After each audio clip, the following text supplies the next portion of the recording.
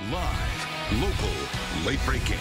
This is WPBF 25 News at 5.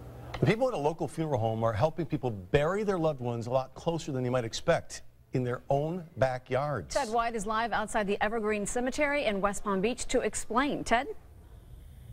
Well, the proof is certainly in the numbers. These days, more and more people are choosing cremations over casket burials. And the staff in at least one South Florida funeral home are working on what they're calling an at-home cremation estate.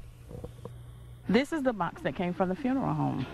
And this is Uncle George. For 3 years, Deborah Hall and her family have been trying to figure out what to do with their loved one's remains. This is a photo of her uncle, George Hall Jr., when he was in the Air Force.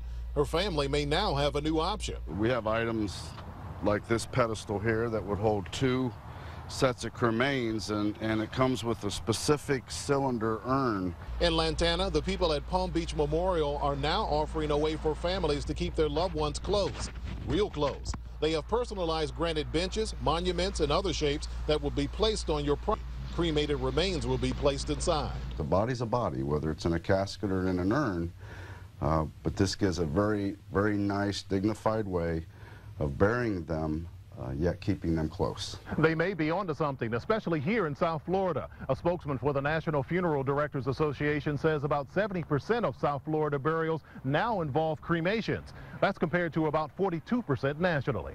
Some of the memorials weigh hundreds of pounds. The big question, what if the homeowner decides to move? It would be no different than if you had to move a refrigerator or a washer and dryer. Most of the people we spoke with were open to the idea.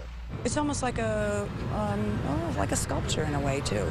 You open to the idea? Yes, I am. Gives a personal character to your space, and it's a nice memory. You have a lasting memory of that person, and you can think about them, and you don't have to run to a cemetery. For me personally, yes, I would, just to creep people out. For Hall, it is something worth investigating. She believes Uncle George would be right at home. They could come home, right to where he spent a lot of his time, right at this house, to be able to sit in the front yard and reflect on his memory. I think it's a wonderful idea.